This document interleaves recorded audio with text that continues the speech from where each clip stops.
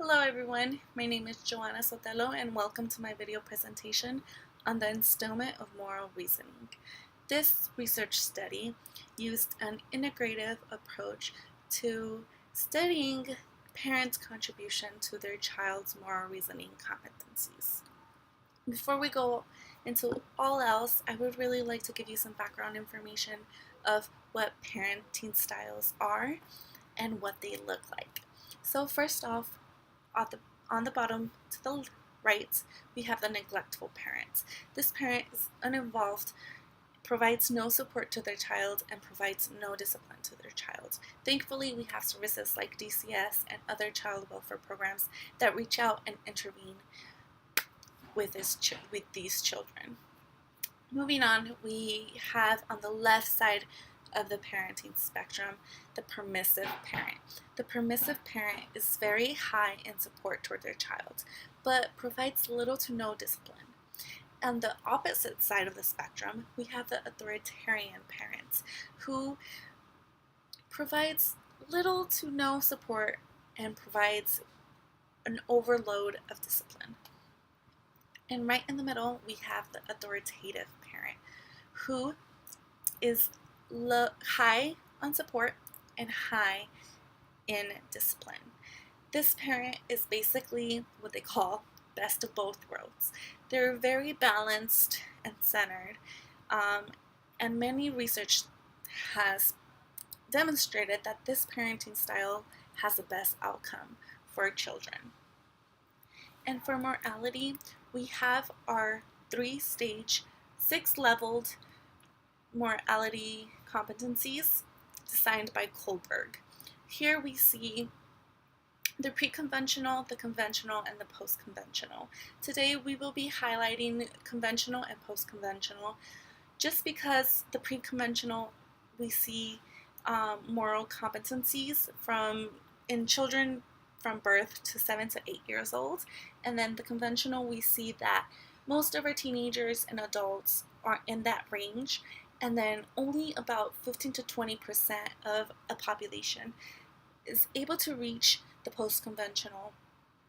I won't get into depth about what they all mean because we will be here forever, but there are levels.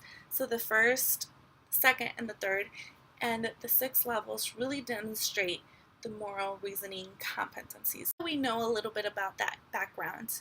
The purpose of this study is to examine the relation between a college student's moral reasoning competencies and their perceived parenting styles.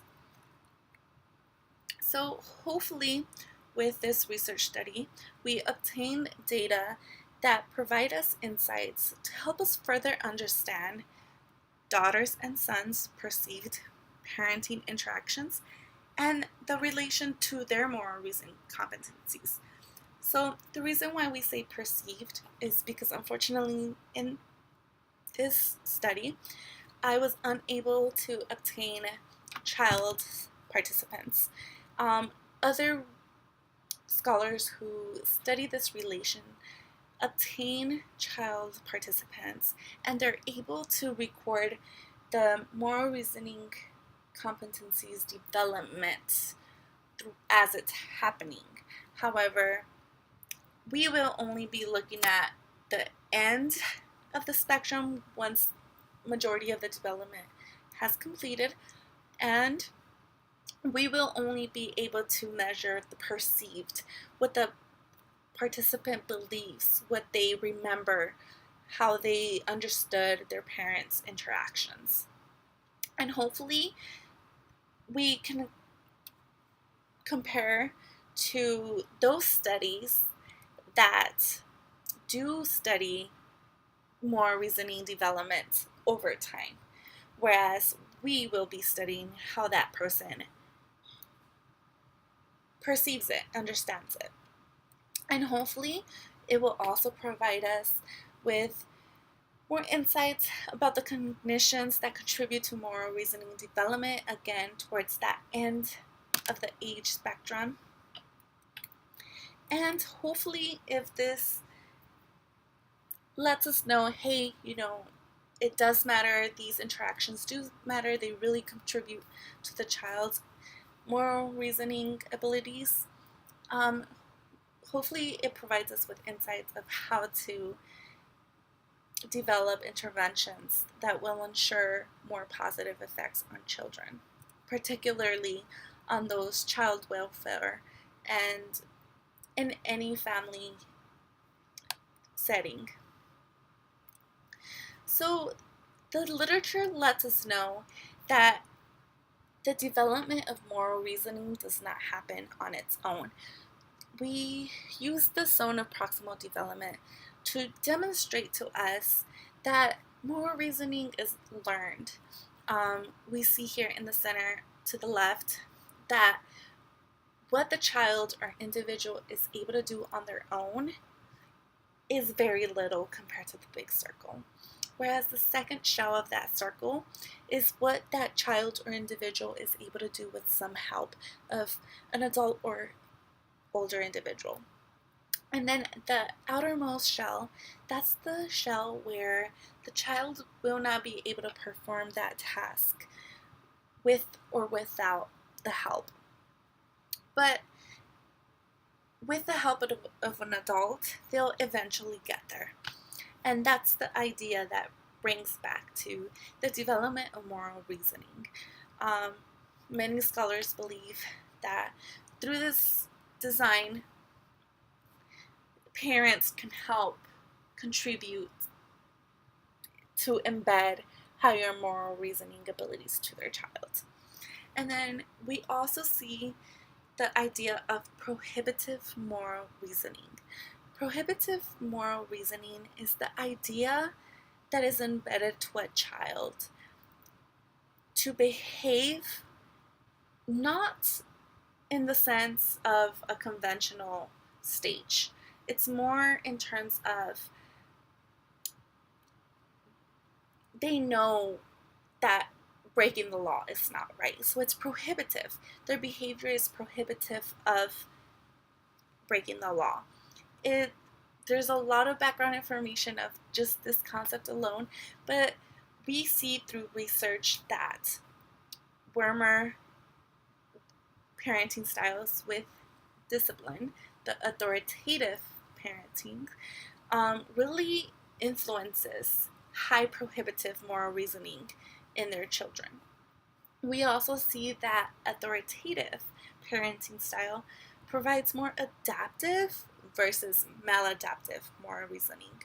Many research has shown us that the neglectful and permissive and authoritarian parenting styles have influenced maladaptive moral reasoning, and that's where we see the difference between the authoritative parents and the other three parenting styles, and how they really contribute to that zone of proximal development of how they teach their children about moral reasoning.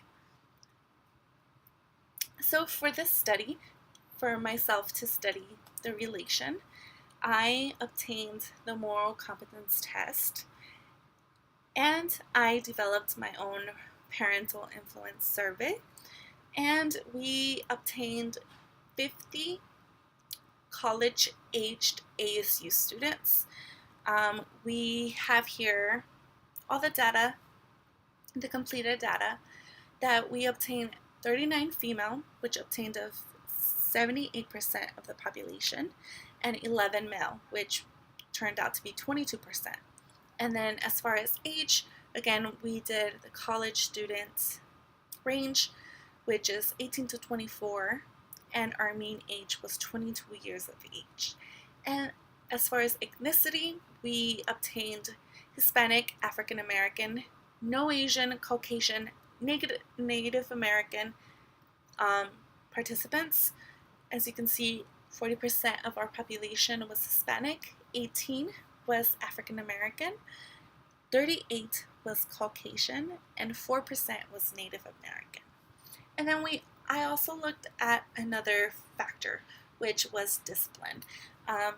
Unfortunately, due to time and availability of who was willing to take my survey, I obtained very clear-cut type of participants. And it turned out to be 48% social work major backgrounds and 52% psychology major backgrounds. So the results were that authoritative, warm parenting interactive styles did yield the higher moral reasoning abilities.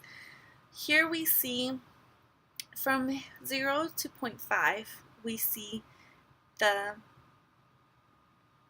authoritarian parenting styles. And on the other side of the spectrum, we see the permissive parenting. So on this side, we have a lot of warmth, and on this side, we have a lot of discipline. And then from here to here, we see the center, which would be the authoritative parenting style. And we see here are 3 participants who were able to go in past that 3rd stage of moral reasoning competencies. Below that, we are able to see that, again, about 80% of the population that I obtained seems to be in that stage, in that 2nd conventional stage. And then as far as gender or sex goes, we see, again, remember that I only obtained a few male participants and a lot more female participants, but what really surprised me was to see that only female participants were past that 3rd stage and past that 2nd stage and onto the 3rd stage of moral reasoning competencies. And then here we are able to see the difference in their moral reasoning competencies. Again, this with females taking these 3 outliers, we see that this number is really high. But when we look at the graph, we're able to see the differences and the big gap in between the participants. As far as age, we see absolutely no difference. Age is definitely not influencing it in the little age range that I chose to study this relation. If we would have studied this relation in a wide range of different subjects, we definitely would see a correlation going on. But again, we were stuck in this 2nd stage for the most part.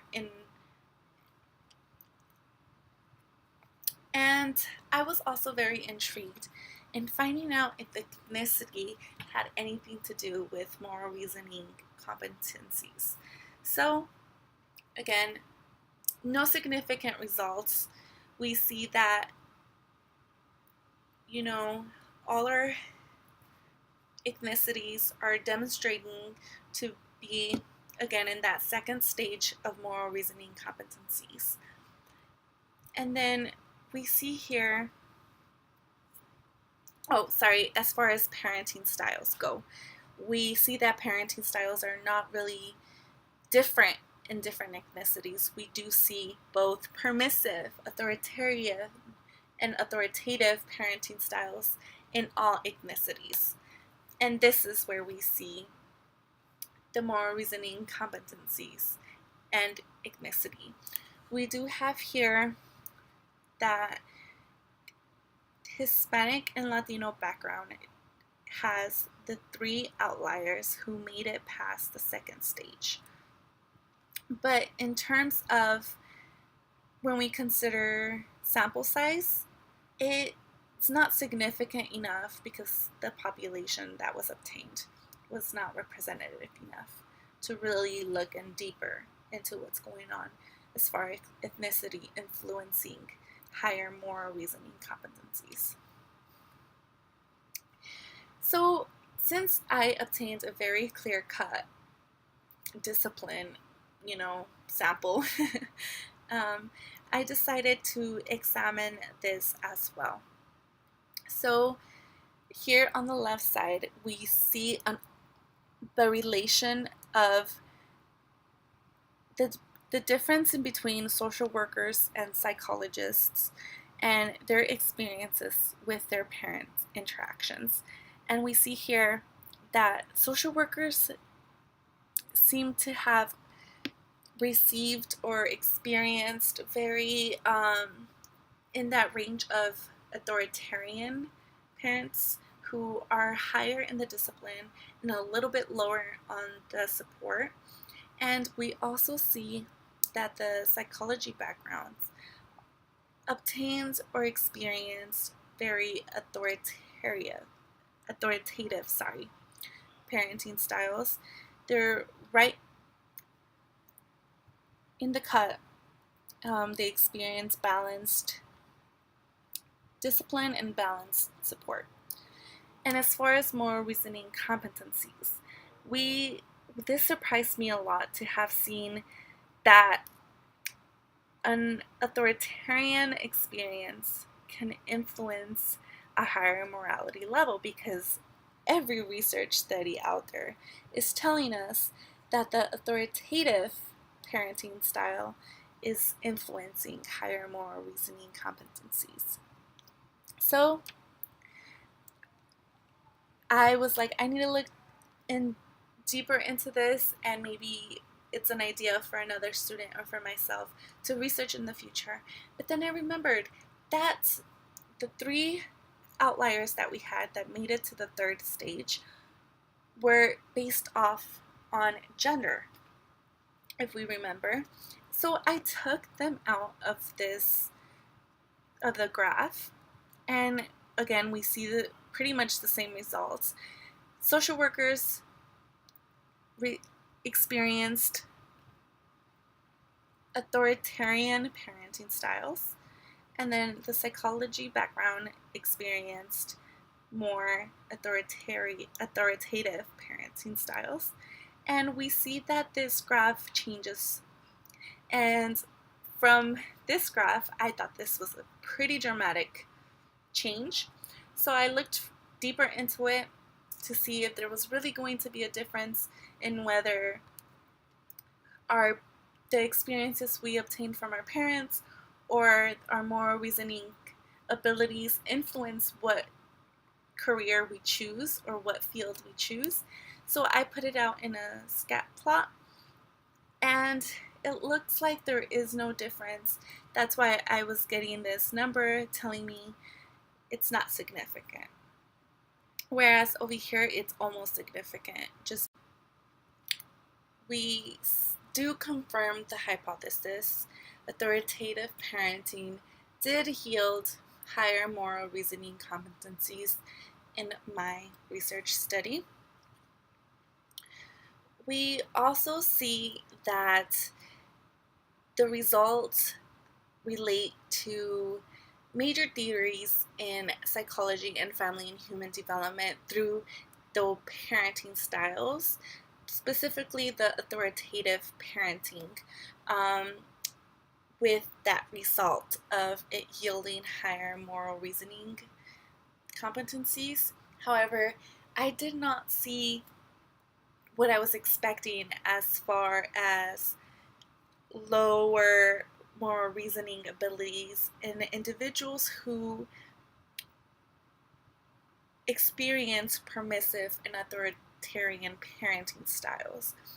But I also have to keep in consideration that we're talking about college-age students, and most of these students have been in the conventional moral reasoning ability stage since their teenage years.